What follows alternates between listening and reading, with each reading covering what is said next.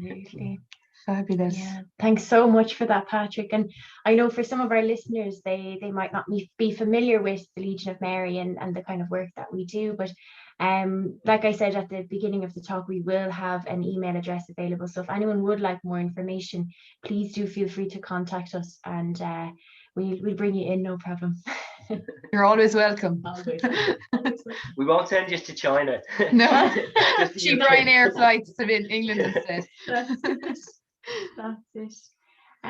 So sure, without further ado then, for our last speaker, I'm just going to make sure, Father John, are you with us? Yeah, you are. Brilliant. Good to Every see bit you. of me. I think so. Every I'm bit only of you. in four. We can't get enough of you, Father. Here.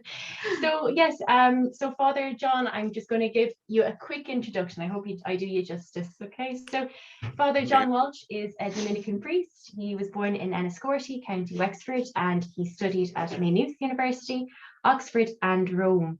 He is the promoter of Dominican tertiaries. He's the promoter of retreat ministry, and he is the prior of St. Saviour's in Dublin and parish priest of Dominic Street.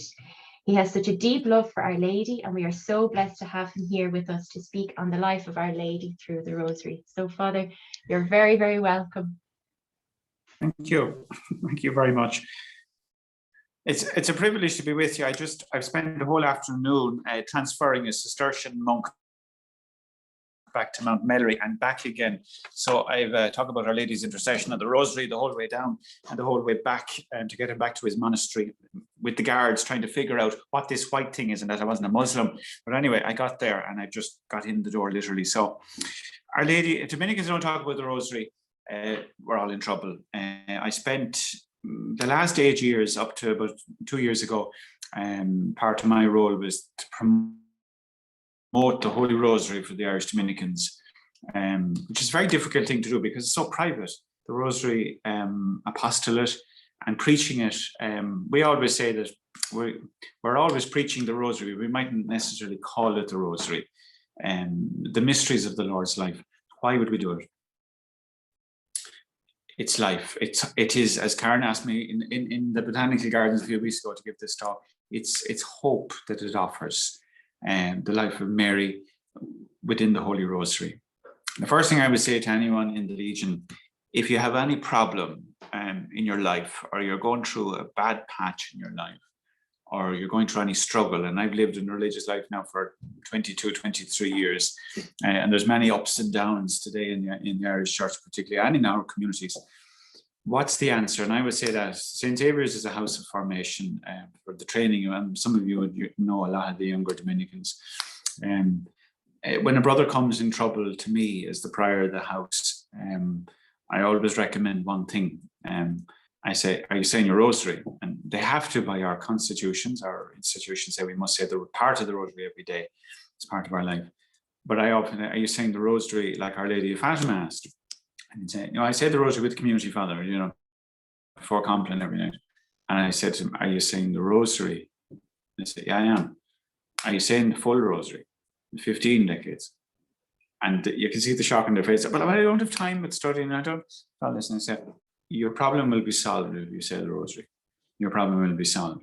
It doesn't mean it'll disappear, but you'll suddenly start seeing the veils that come down, the difficulties that come down on you. They're lifting, and that's why it's a supernatural thing. St. Dominic in his own life, our founder, is behind me there. St. Dominic, of course, the order is the order of preachers. He was preaching against heresy, Albigensianism, and it was failing. It was failing. This is back in 1216. It was failing. Our Lady appears to him outside Prouy in France, in the forest, and she said, I want you to preach my Psalter. That's our tradition.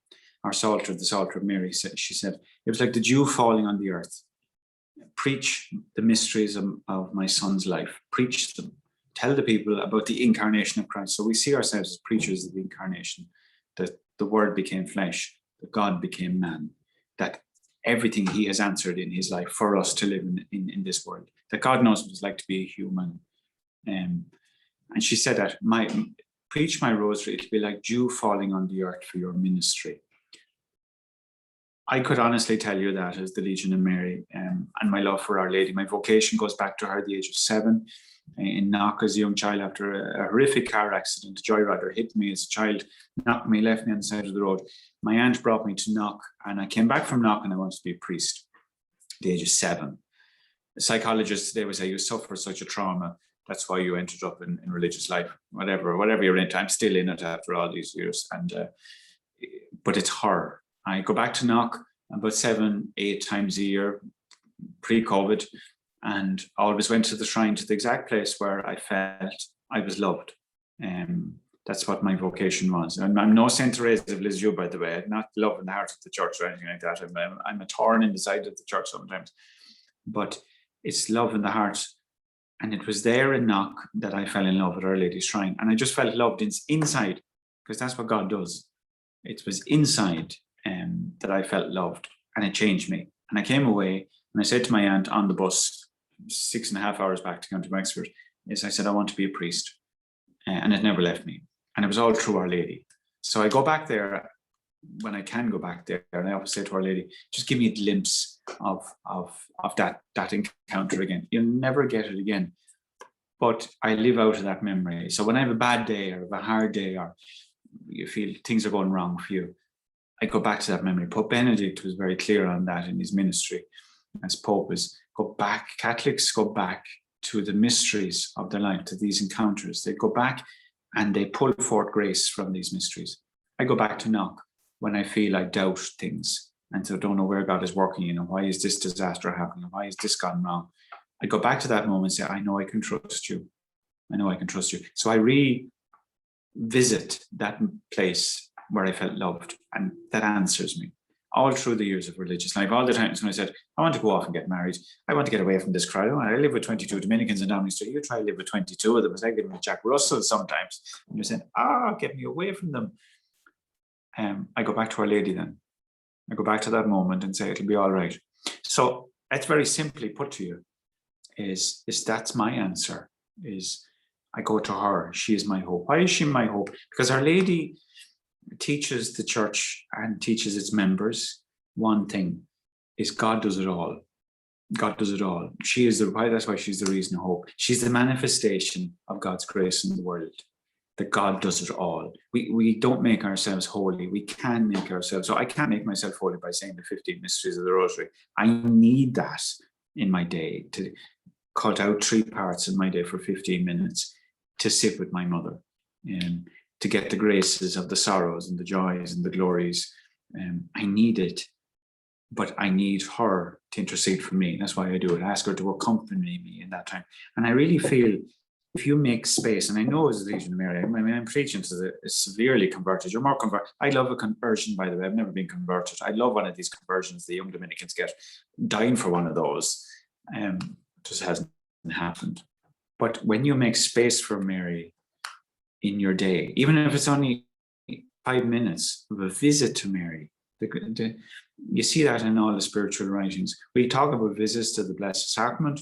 It's very important, the graces that are there in the Blessed Eucharist. We all know that. But do you visit Mary?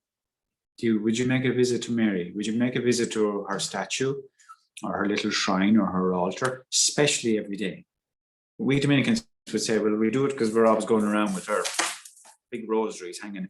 She's always with us. Therefore, a rosary should be in our pocket all the time. That when you're feeling the crunch of life and you're feeling annoyed by the person in the car in front of you, like I was many times today, I put my hand on the beats and said, okay, I pray you out of the way. She gives you hope that God does it all, that God has a plan.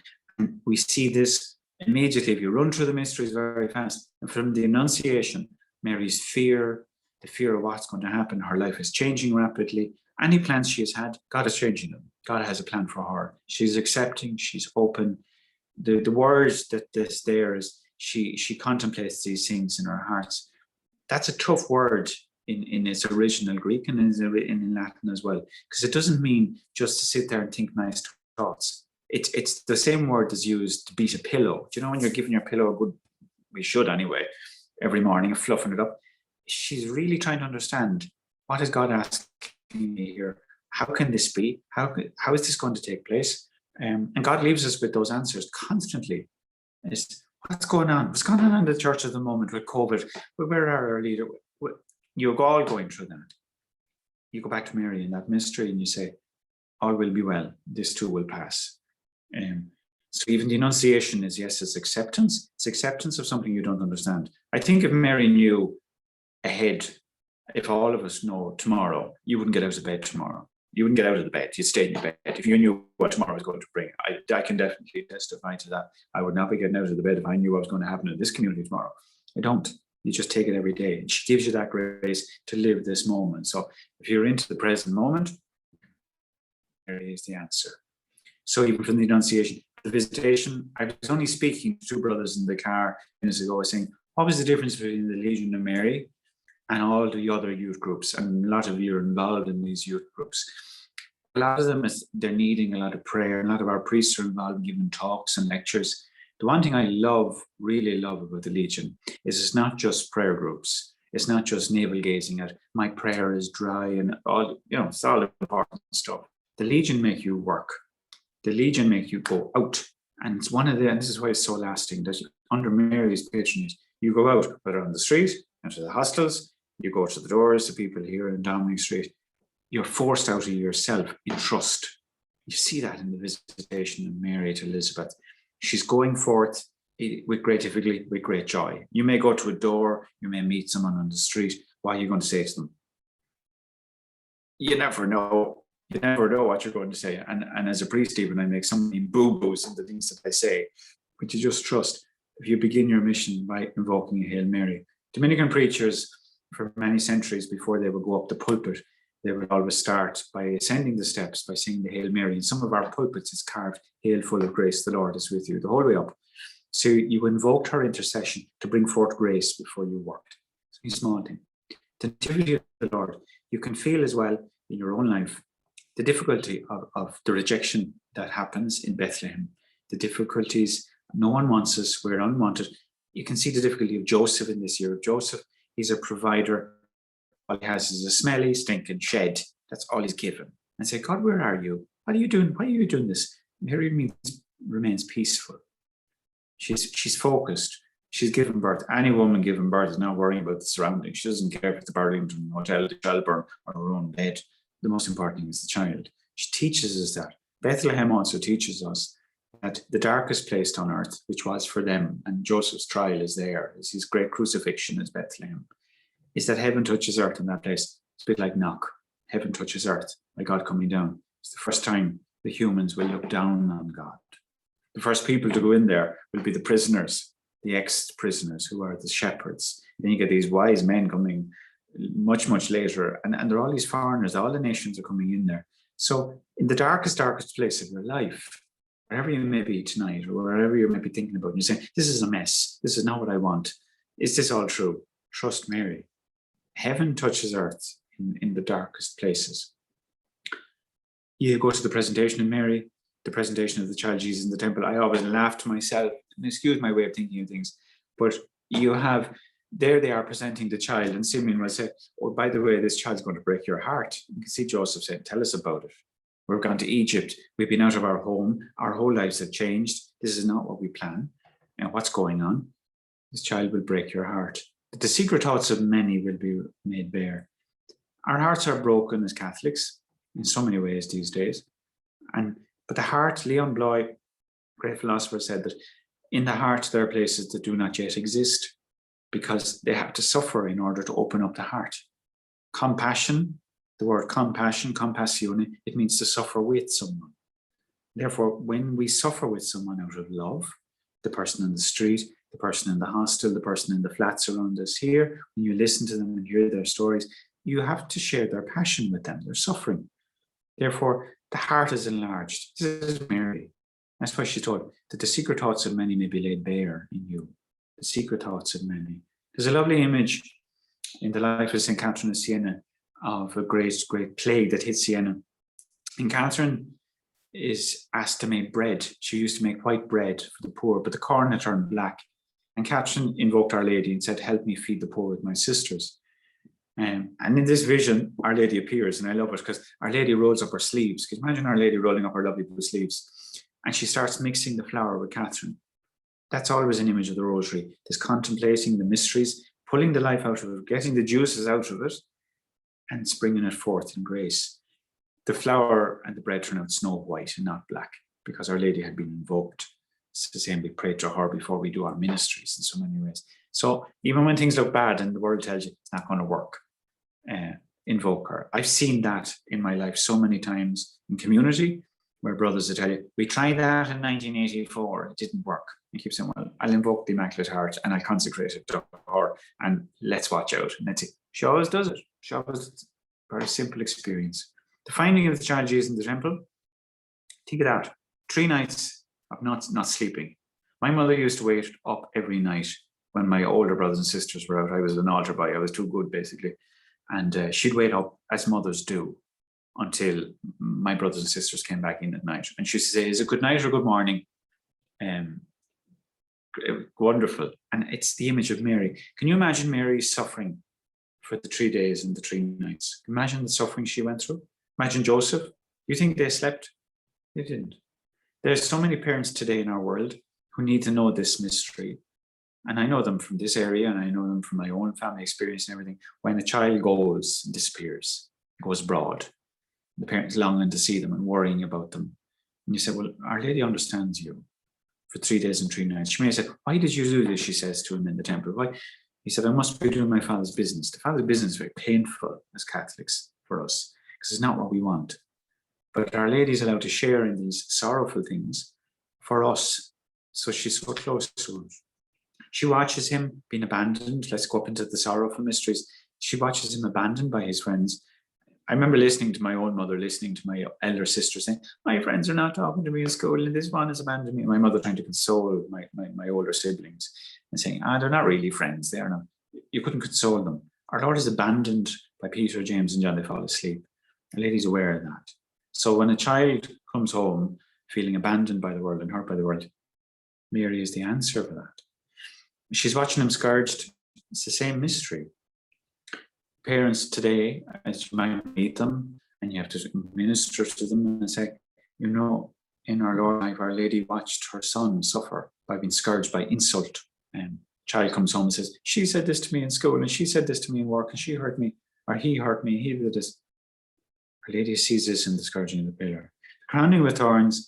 How many young people today are so filled with anxiety and mental depressions, terrible sicknesses of the mind? So I always pray for those who suffer from any mental illness, the crown of thorns. Our Lord is crowned for that. That's the mystery of the Rosary. So I would say for anyone who's suffering anything mental, anxieties, fears, fretting their future, pray with Mary about her son being crowned for us. The carrying of the cross, when a parent watches their child carrying crosses, awful stuff, and they want to carry it for them. Mary stands and watches. And she may say back, why this? Let me suffer, not him. She allows it to happen. His crucifixion and death, again, it's a wonderful thing when you're working with people and they've lost a child. I work in the Rotunda, an assistant chaplain, when they need a priest, and there's quite a few, but 6 babies die a week down there, naturally. And that mystery has helped me so much, that Our Lady stood and listened to the last heartbeat of their child. I know so many mothers who've listened to the last heartbeat of the infant within their wombs, and then been able to do the funerals with them and help them. That mystery has helped me as a priest, that Our Lady listens to the last breath and the last heartbeat and wondering why. And next Saturday, we will have Holy Saturday. And it's a day of intense prayer to Our Lady, always in our tradition anyway, is that we gather with Mary, who, when all the apostles walked away, Mary kept trusting in the darkness, kept the faith alive, saying, this is not finished. Even though it looks finished in our human sense, there's more going on. There's more, there has to be more. We have a great tradition that St. Vincent Ferrer preached on, is saying that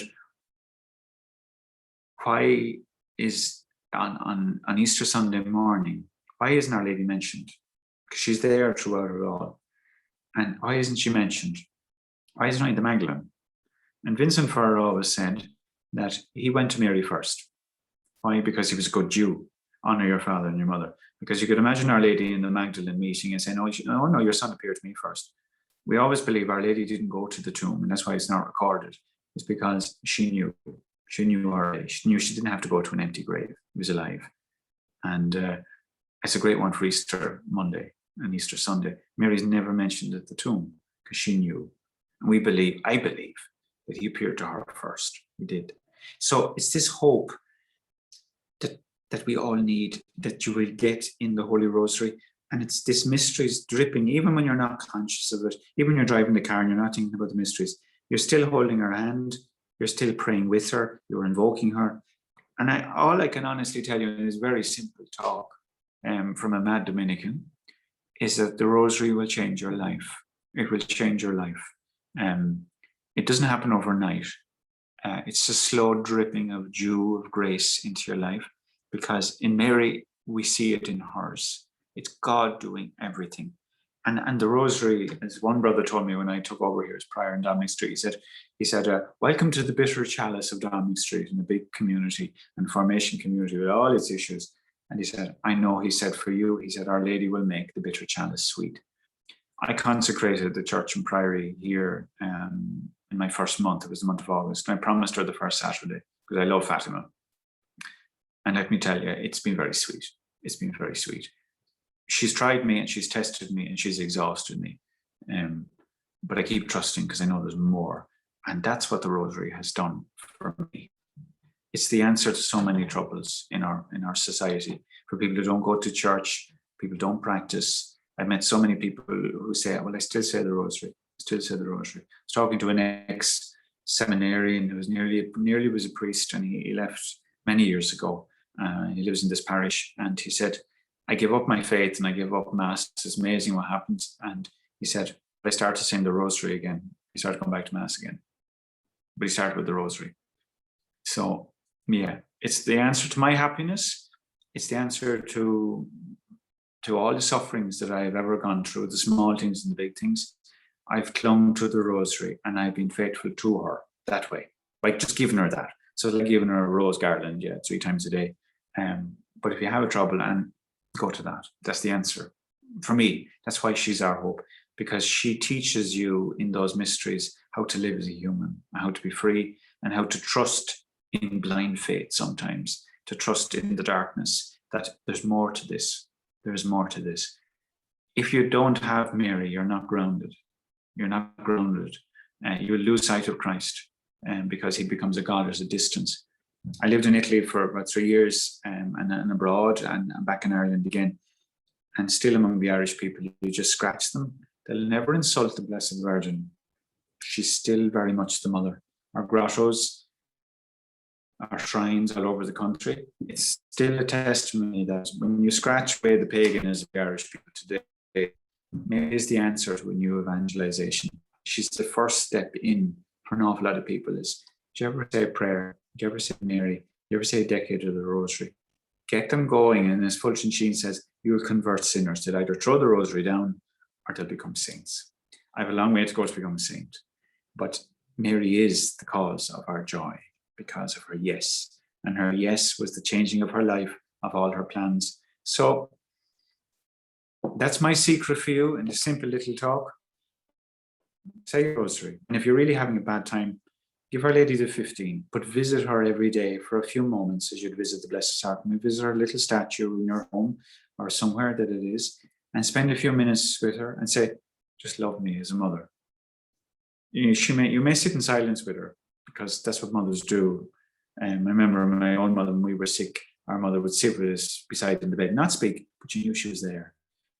We need to become more and more aware of that maternal love of her. It's a very simple faith I'm speaking about, very simple actions as Catholics. But the Rosary, don't be worried about distractions. When you're praying for special intentions, you get distractions because the devil doesn't want you to pray. He doesn't want you to use that sword, which is Mary's sword. I don't like the idea of the Rosary as a weapon. It wouldn't be our tradition. It's the filling of the mind with grace. And our minds in these days of COVID, particularly, they need those graces of those mysteries. That yes, life is sweet, life has its trials, but there's more. Story is never ending. So wherever you may be tonight, or whatever you might think is so dark, or past the end, whatever negativity may be feeding your mind tonight, forget it. Get rid of it. I tell the brothers out at the table here every day, turn off YouTube, turn off the news, turn it off. Go back to the mysteries of the Lord's life. They're rich, juicy grapes that make the finest wine, and that wine we'll only drink in heaven. So may Our Lady intercede for all of us. Cling on to her, hold on to her, and preach her rosary. Preach it by giving it to others, by encouraging others. But firstly, convert yourself first. Convert yourself. How do you convert yourself? God does it. God does it, but He needs you to save you. And the simple way, my simple ladder is the rosary. Truth, thicker thing. She gets all through it. Mary conceived without sin. Pray for us who have recourse to Thee. Amen. Amen. Amen. Thanks so much, Father John. That was beautiful. Yeah, I really that message of, you know, that compassion and, you know, sharing passion enlarges the heart. I thought that was particularly beautiful. And it's so true. It really is. Yeah.